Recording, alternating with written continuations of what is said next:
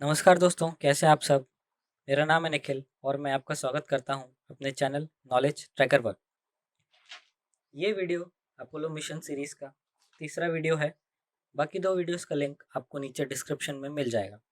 आज हम जानेंगे कि कितने मून मिशन सक्सेसफुल हुए और क्यों 50 साल बाद भी कोई देश चांद पर कदम नहीं रख पाया, इंक्लूडिंग अमेरिका।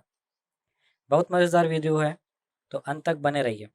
आइए चलते हैं इस नॉलेज की ट्रैक पर।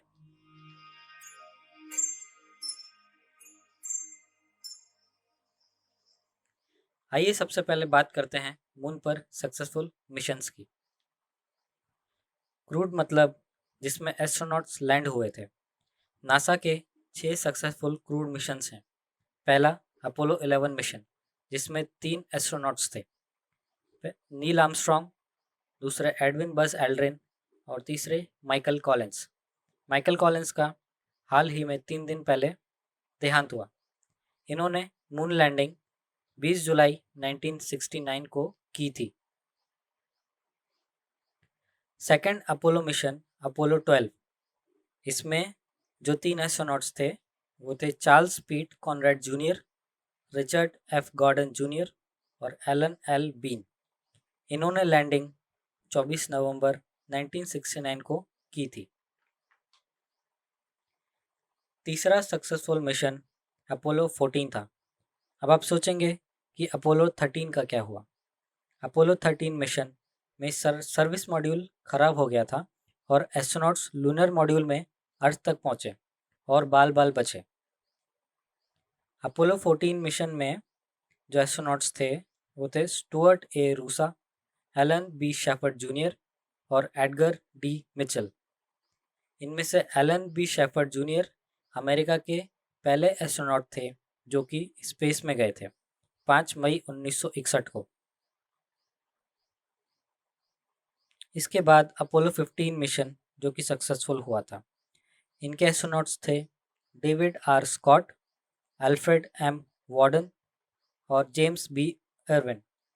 इन्होंने मून लैंडिंग 7 अगस्त 1971 को की थी।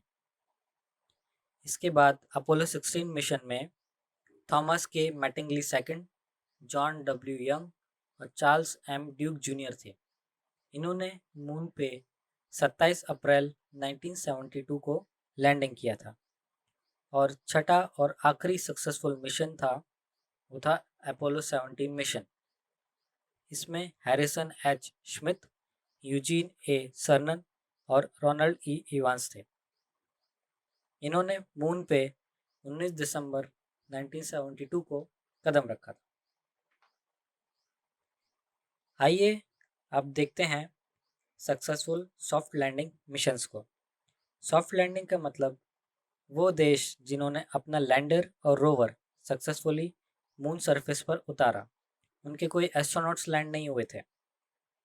इसमें यूएसए ने 5 बार, सोवियत यूनियन ने 8 बार और चाइना ने 3 बार सक्सेसफुली ये सॉफ्ट लैंडिंग के मिशन कंप्लीट किए। इंडिया चौथा ऐसा देश है जिसने 2008 में चंद्रयान 1 मिशन में हार्ड लैंडिंग की थी। अगर हमारा अभी 2019 का चंद्रयान 2 मिशन सक्सेसफुल हो जाता तो हम ये सॉफ्ट लैंडिंग मिशन कंप्लीट करने वाली कंट्रीज में चौथे कंट्री बन जाते। आइए अब देखते हैं मून के ऑर्बिटल मिशंस कंप्लीट करने वाली कौन कौन सी कंट्रीज थी। इसमें थे USA, Soviet union, China, India, Japan, European space agency, Israel और लग्जमबर्ग। आइए अब जानते हैं क्यों कोई दूसरा देश चांद पर कदम नहीं रख पाया। अब जरा ये डेटा देखिए। पहला सैटेलाइट स्पुतनिक 1 4 अक्टूबर 1959 में सोवियत यूनियन ने लॉन्च किया। पहला डॉग लाइका सोवियत यूनियन ने 3 नवंबर 1959 में सक्सेसफुली स्पेस में लॉन्च किया।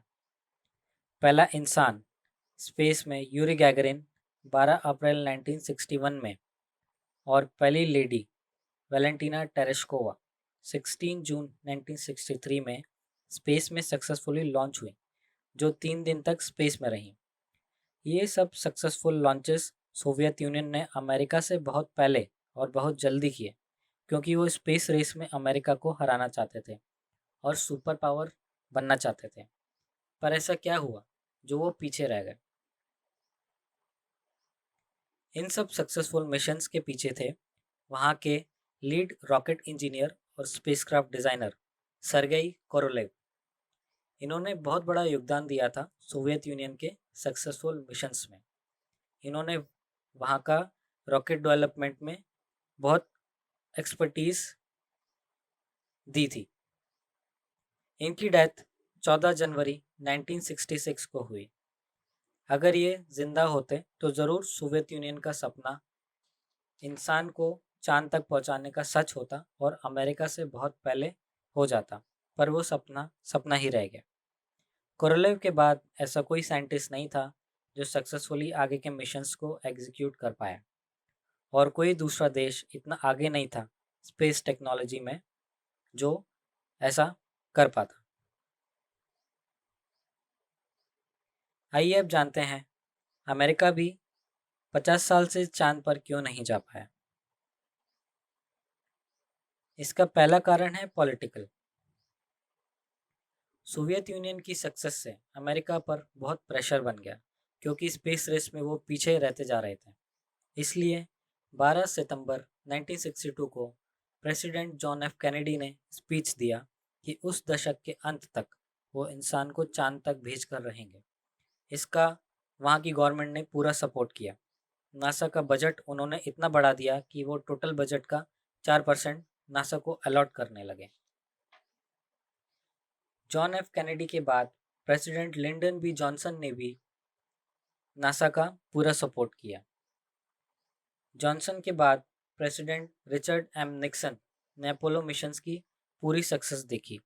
उनके टेन्योर में ही अपोलो मिशंस के सारे मिशंस सक्सेसफुल हुए। 1972 तक 6 सक्सेसफुल मिशंस के बाद उन्होंने डिसाइड किया कि वे अब दुनिया को और कुछ नहीं दिखाना चाहते। अपोलो मिशंस अब बहुत कॉस्टली होता जा रहा था, और उस समय के वियतनाम वॉर ने भी अमेरिका पे खर्चे का एक्स्ट्रा बर्डन डाल दिया था।